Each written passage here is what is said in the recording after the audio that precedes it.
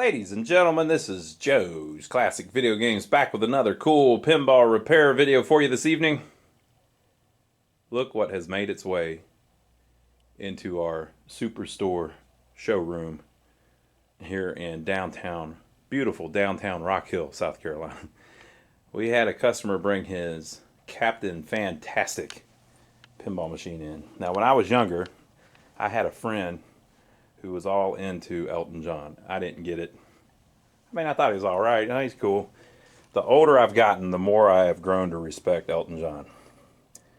That dude rocks. I mean, that's a freaking rock and roll dude right there. But this game, I always thought this game that the reason people wanted it was because of it's Elton John, so it has a rock and roll theme. So they were Elton John fans, and that's why they wanted the game.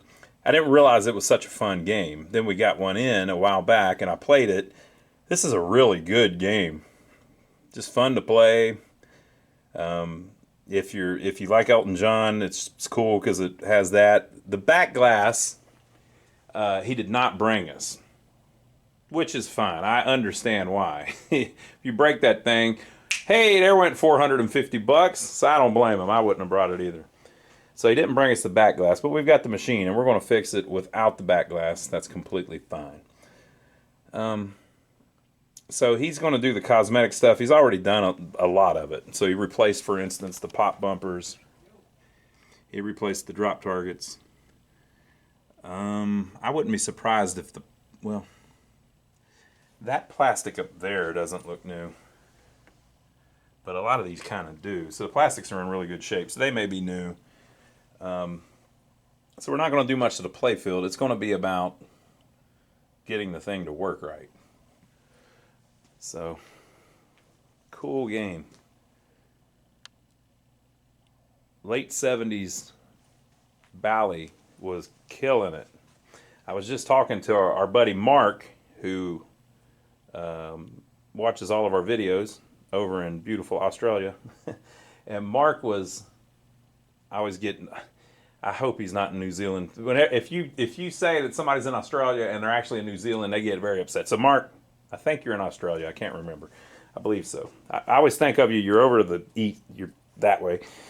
I was just talking to him about how Gottlieb was killing it with the EMs, and that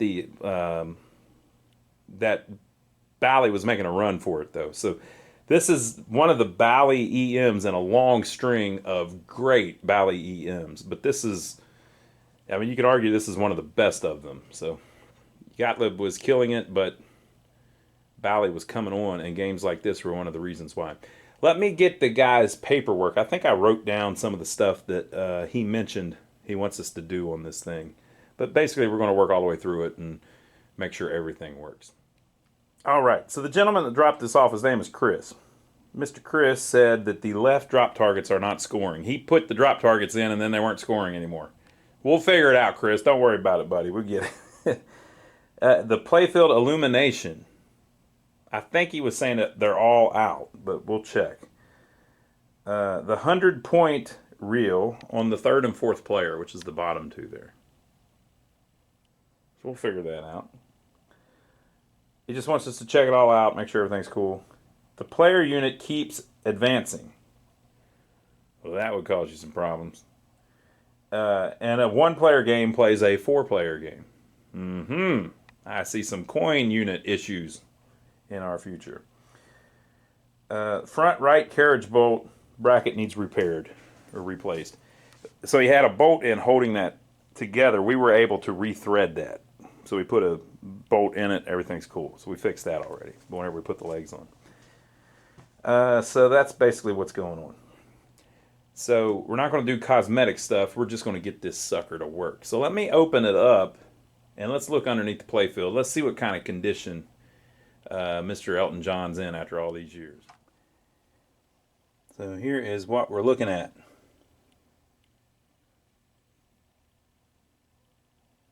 Do you see anything screwed up? At first glance, I don't see anything crazy. Lately, some of these games have been deceiving us, though. I've done like 3 videos where I'll say, hey, it looks real clean, and then we find something that's just hacked all to crap.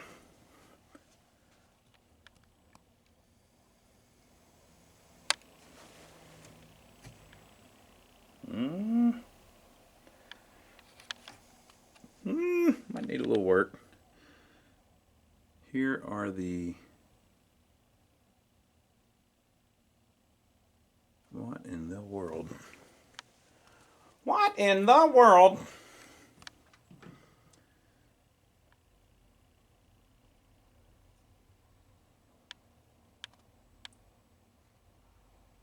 Drops don't score. We'll have to look at that.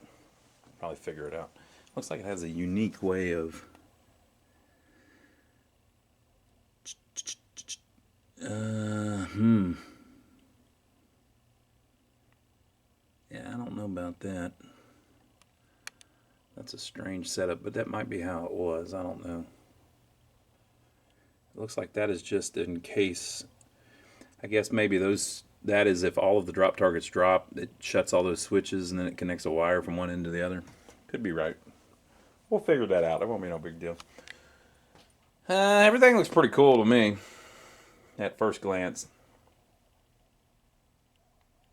So we'll do our typical thing where we work through everything. You know, just clean all of the switches and all the relays and just make sure everything's working good. Let me slide it out a little bit and let's look in the back box. Okay. So when it came in, the head was off of it, so we have to put the Jones plugs back in. Very typical late 70s, mid 70s Bally. 16 score reels. Credit unit, or they call theirs a replay unit. Nope, credit unit. Player up unit. That's the one I believe he said kept advancing. We'll figure that out. These four up here are the over-the-top relays. So once you get to 100,000 points, these pull in for whatever player did, and then it turns on a light bulb that signifies it. Here's the world-famous knocker. Are you ready? Well, if I can do it right. That's kind of weird. Look, the plunger doesn't hit the metal.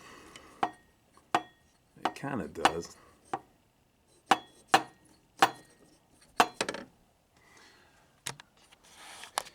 And then you have a score reset relay, a second score reset relay, probably 1,000 point, 100 point, and 10 point relays. Yeah, very standard. These heads, I think you could take a head off of like a Knight Rider. It's probably exactly the same. You could probably just swap the whole freaking head and then plug it in and it would work if they kept the wiring of the Jones plugs the same. So let me fish those out and we'll plug them in. So that's that. By this time they had it down to a science. You know, they knew how to make a pinball machine. The channel is missing on the back. There's supposed to be like a U-shaped channel here that holds the back door on. The back door is missing and the channel's missing. Also, it looks like it's been broken apart at some point and then it was glued back together. So the head has seen some damage. So it's got a little banged up a little bit, but all of that doesn't matter too much. You're not even really going to be able to tell. You can see where they've nailed it back together. But most people would never even notice that. No big deal. If we can get the thing to run well, yeah, they broke the head off. If we can get the thing to run well, this will be a very nice game. The deal with the head, I wonder if that's why the back glass is missing. Oh man, I wonder if they broke that glass. I don't know about this. Like, we did not do this. We did not nail this back together. It made it here in one piece. But I wonder if the last person that had it, maybe before Chris, I wonder if they broke the back glass. We'll have to ask him if he's still got the glass or if it looks like a brand new one or something. So basically, I've seen this happen a couple times. See how well this is bolted down? So you have bolts that go down through the bottom through T-nuts. This board is not coming off. You got 4 bolts holding it in really good. Okay? But the problem is, I don't know if you'll be able to see it. There's a little bit of wobble in them. You probably can't tell. Basically, there's just a little bit of play in the heads. Okay, here's another one. So this is a Williams pat hand. This is about the same period of time. Okay, you see the wobble? The bottom of the machine is not moving much. So what is that wobble? It's the flex from this board to this board. It just flexes a little bit, you know? I mean, anything's like that. That's a ladybug. Any kind of wood cabinet where the joints are, it's going to be a little bit of flex. So it's not necessarily that they were made cheap or anything, although they were kind of grinding them out. But that's kind of a weak point, okay? So here's what people do sometimes. You load it up in a truck on the legs, and then you put a strap over it to hold it down. And then you go down the road and you hit the brakes. And whenever you do, this head goes, snaps off right there at the bottom. So I've seen that. When I say I've seen that happen, I've actually been standing there and watched that happen a couple times. Not with my machine. I was at an auction one time and I saw a guy do it. And then I saw another guy do it one time. I think that was leaving an auction too, but it was down the road a little bit. So he had the game on the back of his truck. He comes up to a light and snaps the head off of the freaking pinball machine right in front of me on the other side of the road as he's coming up to the light.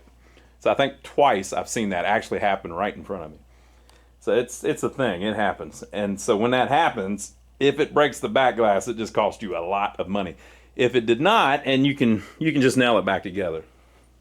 I went one time years ago too. A guy had a Knight Rider for sale. I love that game. That's just a cool game. A guy had a Knight Rider for sale in Columbia one time, and I was out. It was when I worked for an operator, and I was out driving around. And I went by his house and looked at it, but the head had been broke off. You know, without that glass, it makes it a lot more expensive. It used to be you could pick up these games for about $200. But if you pick one up that doesn't have the back glass, that means you're going to have to pay another, at the time, $300. So it was $200 for one that's complete, or $200 and now you need to spend $300 on a back glass. So even if they gave you the thing for free, then you would be in at $300. At the time, that was just, people didn't really want to do that. Now, Captain Fantastic, I don't know if it was ever $200 because this is like the Cadillac. Okay, so everything looks pretty cool to me. Let's look in his coin box and see what kind of goodies it comes with. All right, so there's an envelope with some instruction cards and things. You can print those online though, so they're not too important. This is a little playfield chart showing where all the rubber rings go. He probably ordered a rubber ring kit because it looks like all the rings are new to me. There's some older ones. A lot of times you would find something like this inside of an older game. So what this is usually somebody bought a rubber ring kit and then didn't use all of them. Some of them you have to take plastics off to replace, so they may have not used it, and then this has been sitting in there for like 25 years. And unfortunately, over time, the rubber yellows. But that's probably a brand new rubber ring, and it's probably an ABC ring. Let's see. Let's see if it's labeled. We'll lay it on here. Where is our... Yeah, here we go. Here we go. See, these are rubber rings made in the United States. I think it's ABC. Is that what it says? Yeah, ABC. So there was a time, now this could just be complete nonsense, but there was a time when these were considered the best rings you could get. That, you know, the newer ones aren't as nice as these. That's what I always heard. I don't know if that's true or not, because you can't use these. They're so yellowed. I bet there's people out there that do use them just because they like the ABC ones. But they basically said that the content of these is different than the modern ones. They bounce different. So I hate throwing, you know, I don't like throwing stuff like that away. We'll just leave them in there. Here's the old stuff. It does look like he's done quite a bit of repair on it. Pop bumper caps have been swapped. You can see how they were torn, all the crap. Looks like he's replaced a bunch of the coil sleeves. All the rubber rings, new pop bumper caps as well. There's the sticker from the drop targets. Looks like new shooter springs, also new rollover lane guide. So very cool. Look, here's another old school rubber ring. A 7-star. Look, 3 stars on the left, 4 stars on the right. Deal with it. So that's just cool. Little bit of rubber ring history. ABC rubber rings. And then, of course, the original beautiful game manual. Chicago, Illinois. Here's the original warranty. Motors in new Bally product are guaranteed against defective materials or poor workmanship for 6 months from the date of purchase. Any defective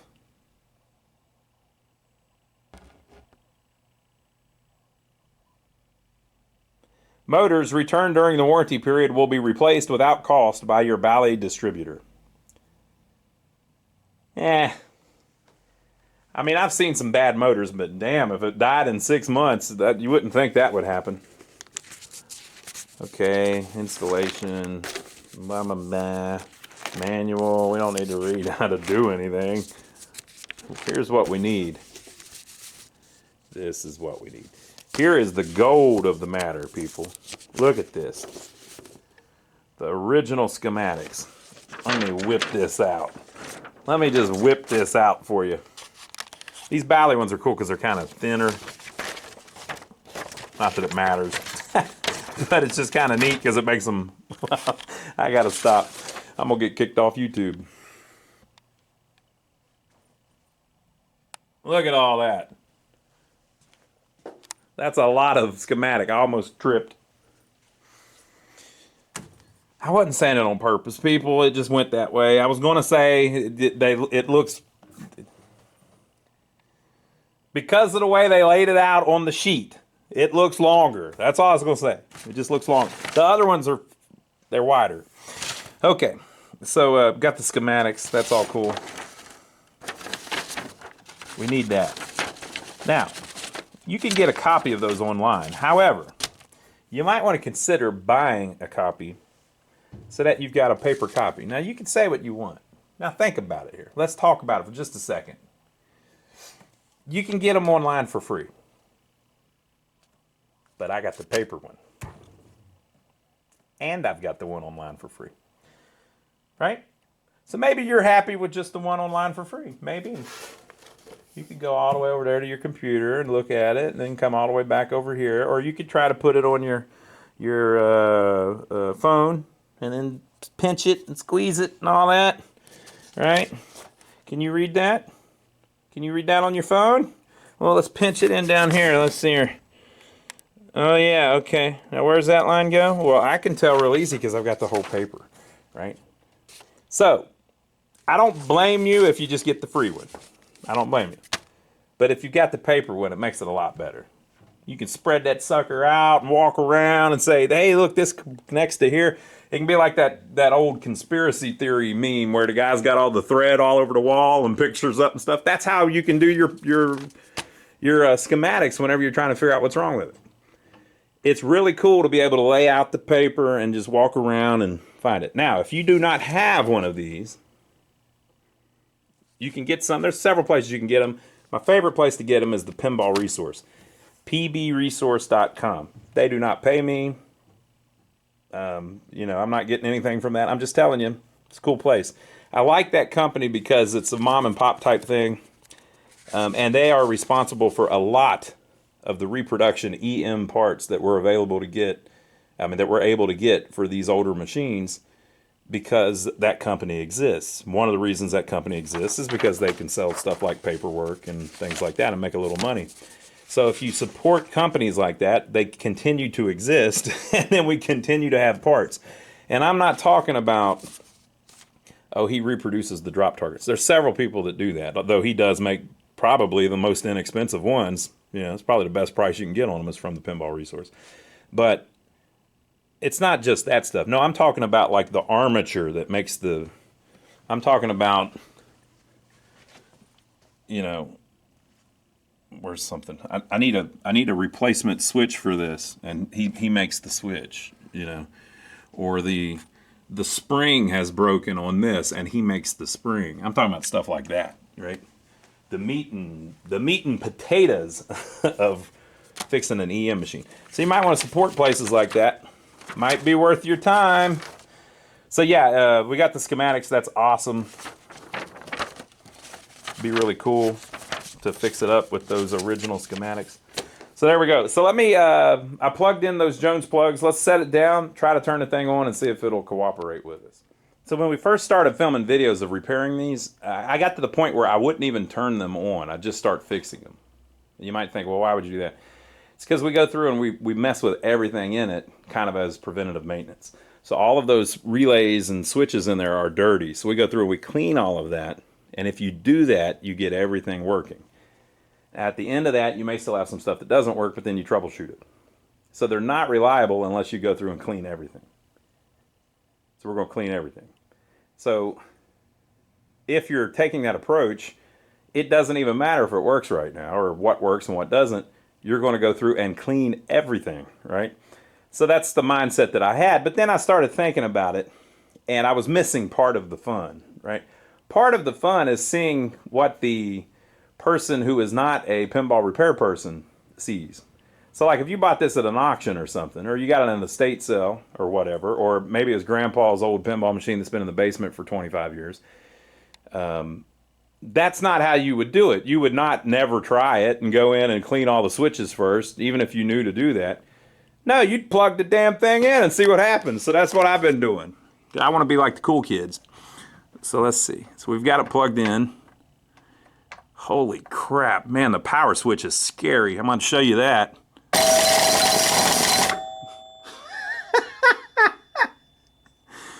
What the hell? All right, we're going to do it again. It's the right flip, the right kicker. I don't like the sound of that. Okay, we're better. All right, so what was going on there? It was probably trying to get back to some kind of home position on the score motor or something. I don't know, but whatever. Boy, they have went nuts with the twinkle twinkle, but that's all right. So the reason those are flashing is because those are special blinking bulbs. Now you got to remember this has no computer in it, so it has no way to turn a bulb on and off while it's just sitting there static. To make that happen, back then you would need a motor. So a motor would have to be turning, and as a contact went by, it turned this on and then turned it off and turned it back on, right? So you would need a motor to do that. So they came up with these bulbs that just blink. They just heat up and turn off. So see these 4 sockets here that have the scalloped out hole around it?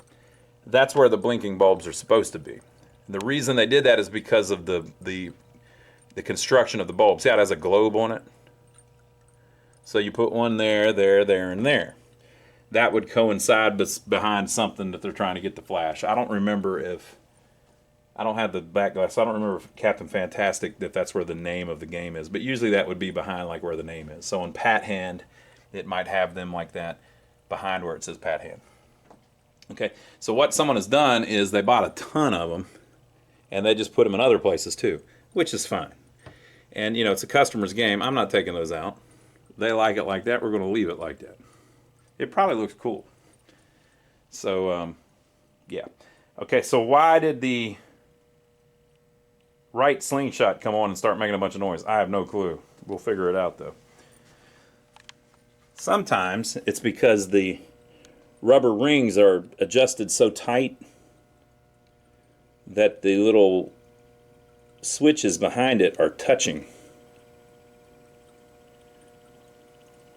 So you see, you hit that rubber ring, and it makes that big blade hit the little blade behind it. And there's 2 of them on each sling. But it shouldn't be doing that when the game's off, or whenever the game's in attract mode, they call it. We went too far. We almost had the perfect view of it.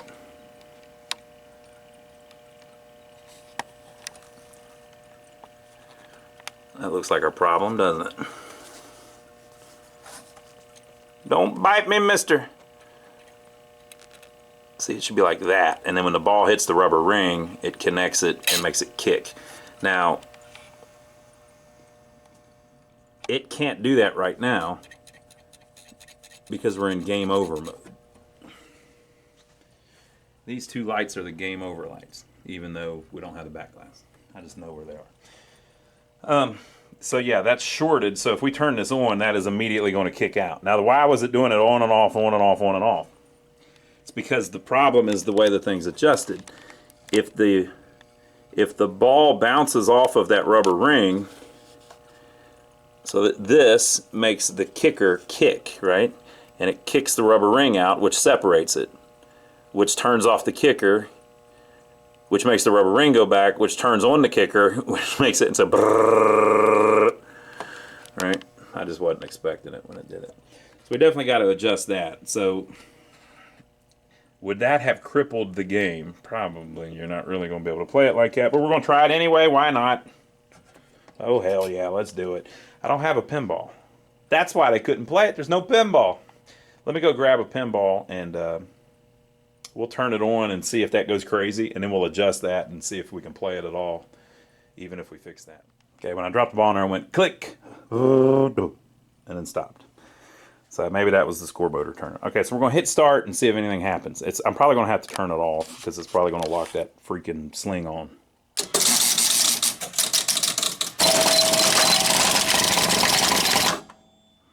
Yeah. Let me adjust that out, and then we'll try it again. So here's why the power switch I was saying was weird. There's a board on the bottom, and it's all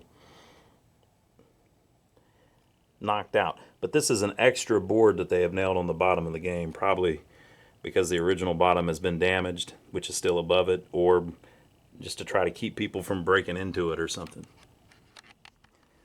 All right, so I adjusted the switch. It is not touching, or I don't believe it is. Let's try it again. Okay, so something scored, so there's a switch stuck somewhere anyway. So you heard the chime, right? Usually that means that something just scored. So why did something score? Usually it's because the switch is stuck somewhere. Another one. It could be like this rollover's stuck down. And so when the score motor turns, it makes it score. So there's something going on. You can kind of figure it out by what it scores. So we'll try that. So I'm going to start it again. We'll see if the kicker calms down.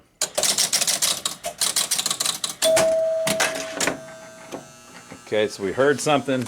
You hear the locked on sound. I'm going to turn it back off. Okay. So you heard me. 100. So remember, one of the things he said was that the third and fourth player, the 100 reel isn't working.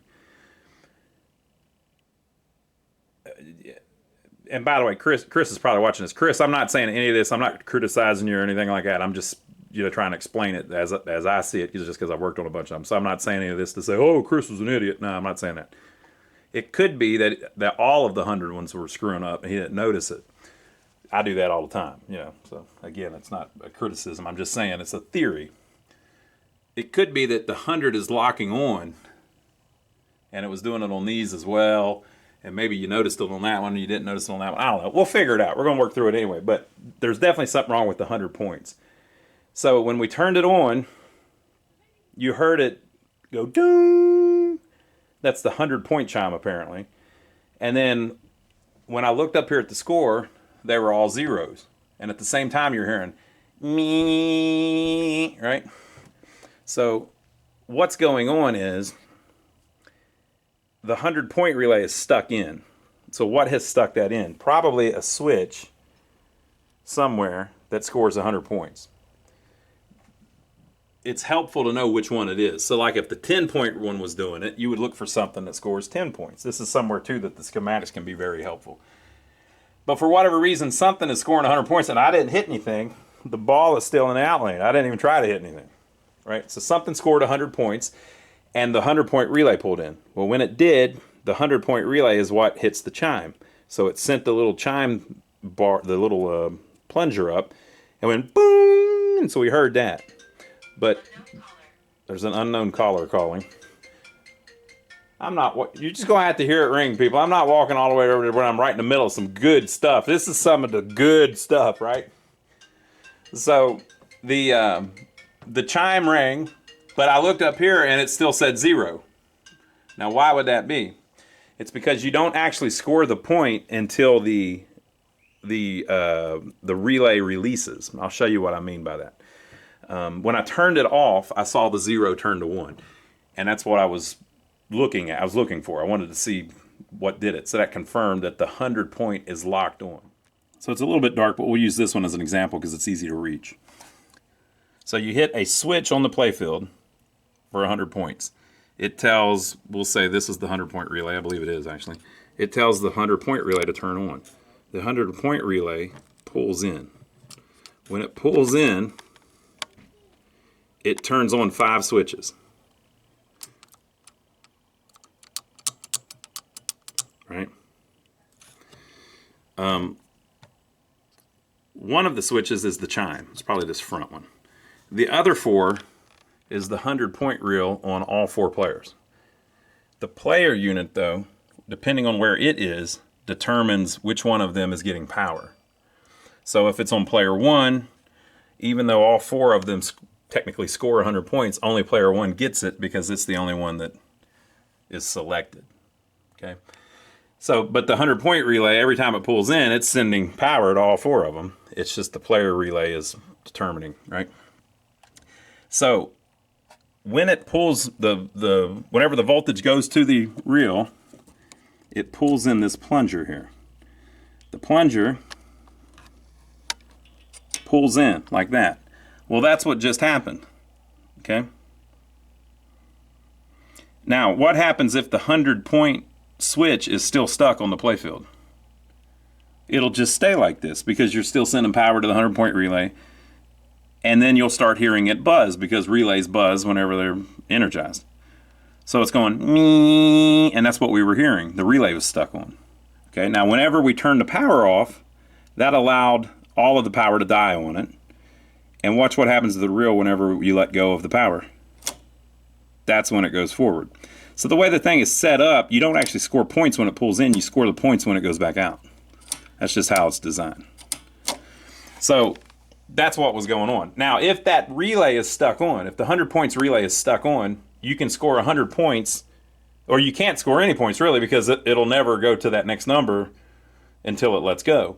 Well, if it pulls in and never lets go, and then you score another 100 points, what happens? You don't get any points. You didn't get any points the first time because the reel's stuck on. So there's something going on with that. So to solve that, the way you track that down is sometimes you can just look around the playfield. What's 100 points? Does anything look stuck? Blah, blah, blah, right? But we're going to use the schematics because we've got them right here. So if you go all the way down here to the end, you find the 100 point relay. So that's what's buzzing. That's locked on. So it's as simple as just figuring out what locks that on. So what can score 100 points? The score motor, if the 500 point relay is on, but if that was going on, it would turn off because the score motor, as it turned, I guess it could be that this switch is stuck on and the 500 point relay is messed up, but who knows. Okay, the bottom lane 300 relay, oh, it looks like that might not even go to it. Oh yeah, it does. Bottom lane 300 relay. The 303 advance relay, this is where it gets complicated, folks. The bonus unit, end of switch, end of stroke, so all of that has to be connected for that to work. That's probably not it. This is the 100 point relay holding itself on.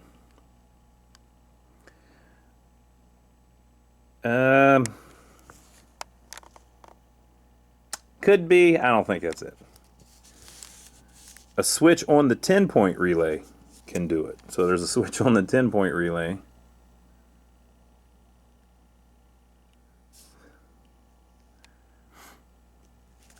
And if the 10 to 90 units 9th position switch is stuck, and the 10-point relay switch was stuck, it would do it. The top center lane, if that were to close, it would turn on the 100-point relay. The left bottom lane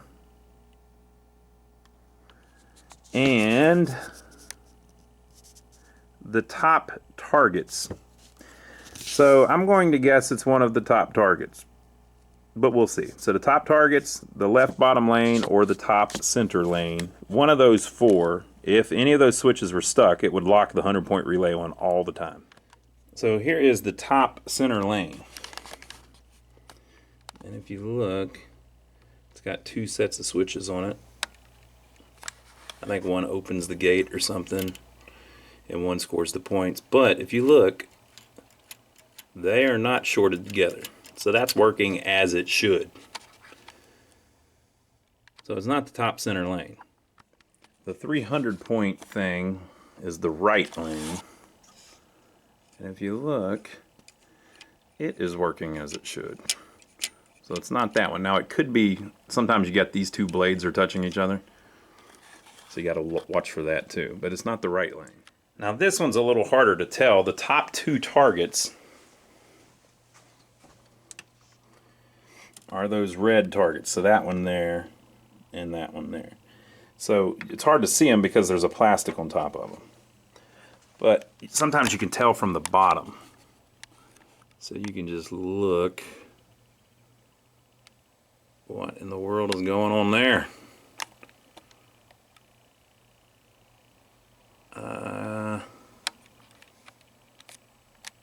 They are not touching. Oh, there you go. So you can see. So you're seeing a blade up at the top. See, it's bent all to crap. The bottom one. And then that middle one is a stiffener. It's to make that bottom blade kind of stay in one place. And then that top one is the other side, and it's bent all to crap. It's on the back of the red target, but those are not touching. So that's not it. It's not the top right one. Let's see the top left one.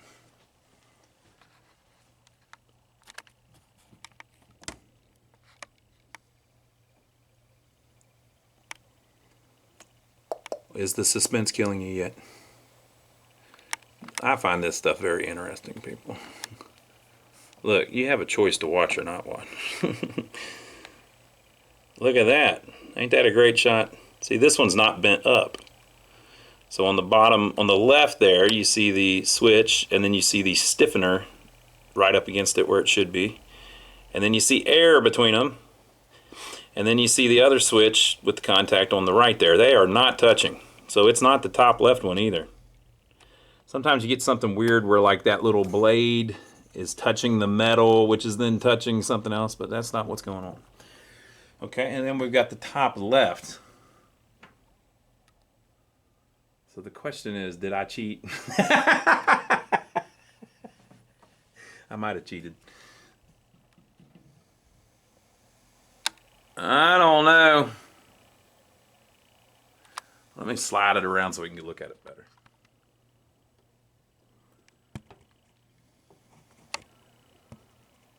We found you, sucker. We found you, sucker.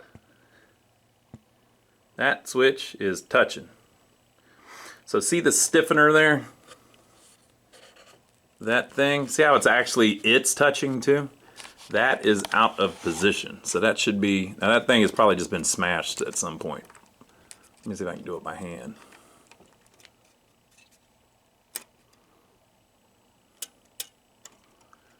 Yeah, so see, it's a much thicker blade, so if you pull it, it holds things apart. Now this would not be properly adjusted because whenever the ball would hit the switch, it would never close. So see this left one here? It's properly adjusted. So we need to split the difference. That's too far. Something like that might work well for us.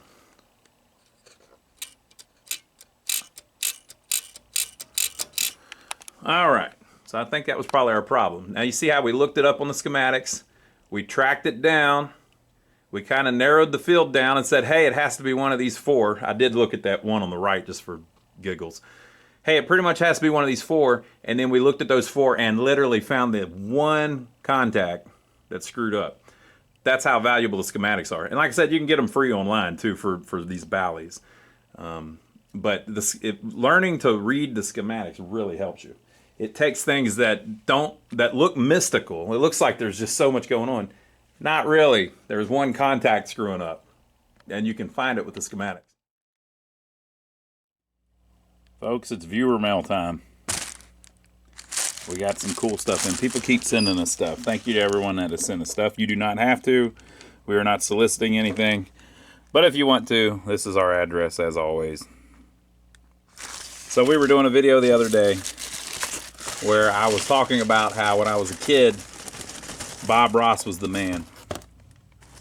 And that's how that's who we're thinking about whenever we're painting the playfields of the pinball machines. And so we got this in. Someone told me you like Bob Ross. Happy belated birthday from a YouTube fan. Now, my birthday was a long time ago, but I mean, they're late for my birthday, but I did have a birthday in the last year or so. It's the Deluxe Mega Kit Bob Ross bobblehead. That's right. With sound. Now, some of you may have not known who Bob Ross was. He was on PBS back in the day. If you don't know, you gotta go check him out. He was on PBS back in the day, and as a kid, a lot of us used to watch him, and he would paint. I'm using this to cut this open. I'm trying to do all this with one hand, people. It's the only thing sharp I have laying around, all right? It'll be all right. Don't worry about it. He would paint on TV, and he would. It was called The Joy of Painting, I believe. And he would show you how to be a good painter. And he would do watercolors, not watercolors. He usually did oils, I think. He probably did everything, but he would paint scenery. Like it would be like behind him there. It'd be like that's probably one of his paintings that they've used for this. It would be like an outdoor scene, and he'd paint little trees and stuff. And the guy was just awesome. He was really cool.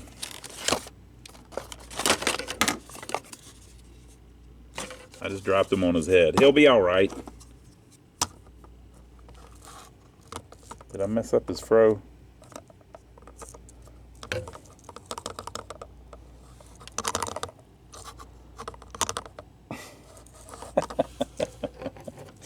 Okay. To activate, remove plastic tab from slot in the battery door and discard. All right. Let's see if we can get him to talk.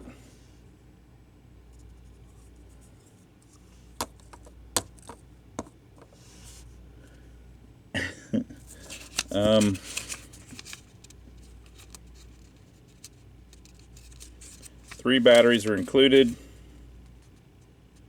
Battery safety. Blah, blah, blah. I don't know how to make him talk. I want you to hear what Bob Ross sounded like. Oh, it's a button. Okay, here he goes. So this is, I'm sure it's going to be one of his famous, beautiful quotes. Nothing.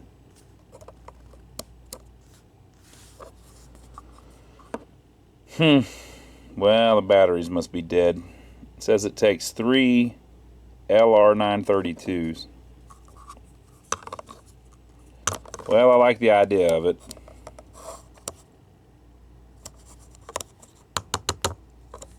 But apparently the batteries died. Sorry, Bob Ross, we'll just have to look at you. And it has this Paintings by Bob Ross book, so you can see. Oh wow, there's a bunch of them in there. This is cool.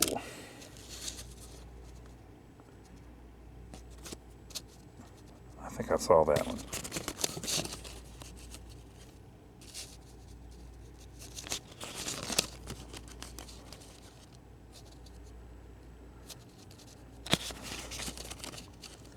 Boy, it was cool.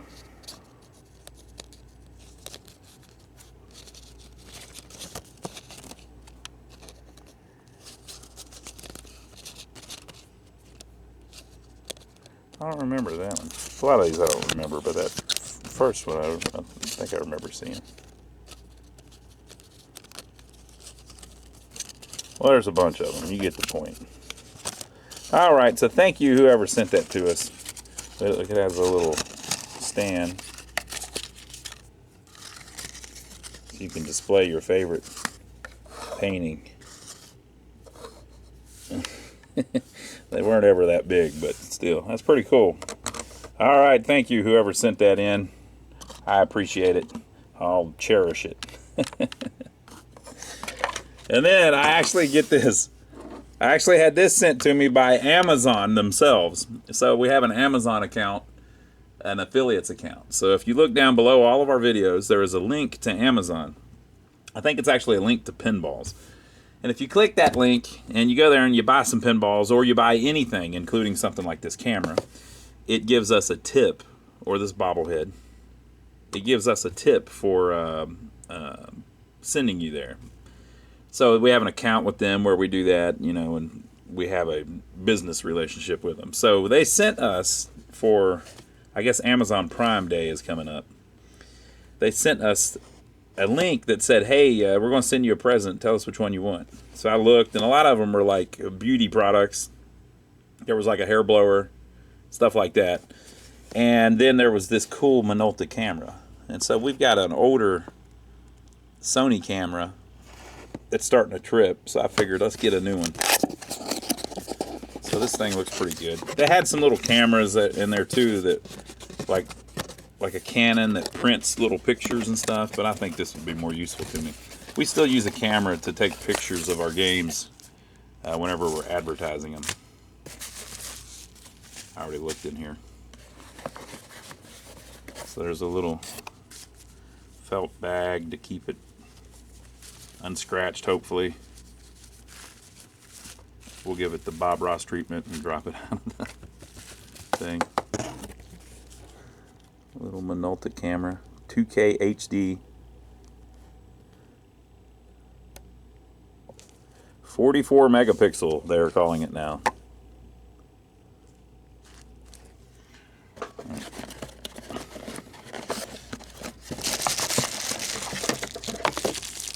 It comes with a cable, a lanyard or whatever that's called, a wrist strap, a little USB charging thing for the cable, a battery, and they actually send you the memory card. 32 gig memory card. So that's pretty cool. So yeah, so that was actually from Amazon themselves. You know, you can say what you want, but Amazon is an American company, so that's one of the reasons we use them. You don't have to buy stuff from China on Amazon, although this camera is. A lot of American companies use Amazon to sell their products, so we like Amazon. Amazon's all right. So yeah, so if you're going to use Amazon, use one of our links. But thank you to whoever sent us the bobblehead. We appreciate it. We'll take pictures of it with our Minolta camera here. All right, back to our regularly scheduled video. All right, the child slave in China that built this put the batteries in backwards. Let's get crazy. What the heck? Take a 2-inch brush. This is your bravery test. It's your bravery test. See, that's what I was talking about in the video the other day. Anything that you try, you don't succeed. If you learn from it, it's not a failure. If you learn from it, it's not a failure, people. You have to have dark in order to show light. It's just like in life. He's going beating the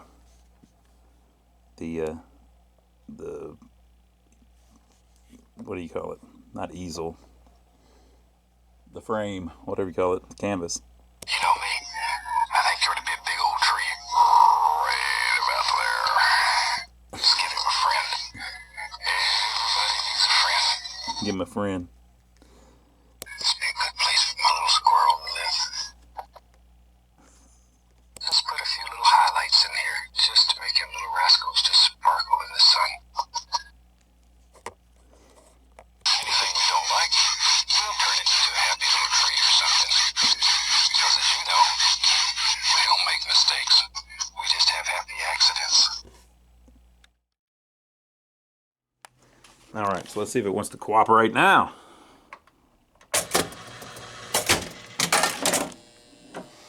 All right, so when we started, it just kicked the ball out. And you hear the buzzing, right?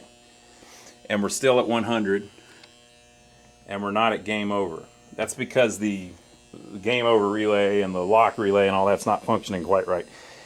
It's supposed to be whenever you stop in the middle of a game, when you turn it back on, it resets back to game over. But also the noise you're hearing is not the same as the noise we were hearing earlier. Yeah, that's a relay, but some relays are supposed to be on.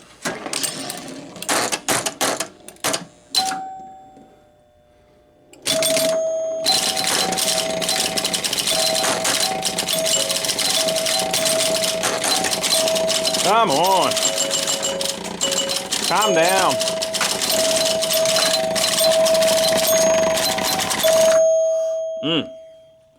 It did not like that. Let's adjust that one out too. All right, folks, let's try her again.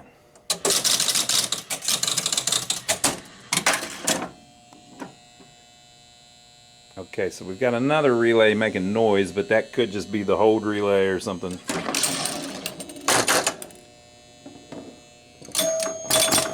You're now scoring 100 points. Now, whether or not that fixed the problem with the third and fourth player, who knows, but we'll figure that out later.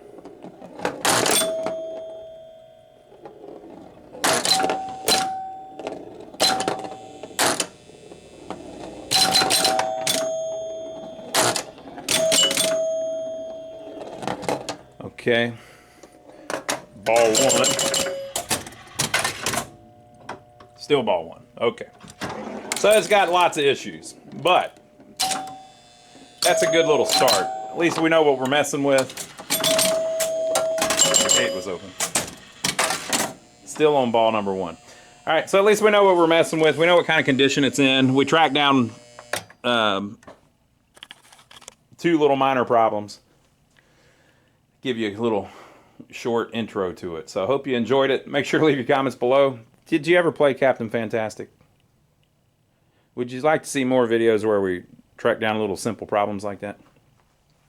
What we'll do on the next video is I'll take the playfield out and I'll start cleaning all those switches down there. We'll get everything adjusted right and get it where it's playing. I could just go and say, okay, well, she's working now. Now let's figure out why it's not going to ball 2. And I do that some in the videos just to show how to troubleshoot stuff, but it's much better if you go through and clean everything. So we're going to do that, but it makes for very boring videos. So I'm trying to film more of like just little stuff like that where it at least can give you a problem, the analysis of the problem, and then the solution of the problem and make more interesting videos. But next time we'll take the playfield out, we'll clean through the bottom of the cabinet, and then we'll see if we can find some more stuff to fix. So give us a thumbs up for taking the trouble to film it for you. And don't forget to check out my brother Donnie. My brother has his own channel here on YouTube as well. I'm over there with him on that channel a lot. Joey and I do arcade games, pinball machines, jukeboxes, stuff like that. But my brother Donnie does old buildings. Lately we've been refurbing, rehabilitating, getting their life right. An old mobile home we've been fixing up, and that's been really fun. The videos are pretty cool. So go check him out on his channel. I'll see you over there, but we'll see you back here in a couple days, and we'll keep working through this Captain Fantastic. So far, it's going great. The thing is starting to cooperate.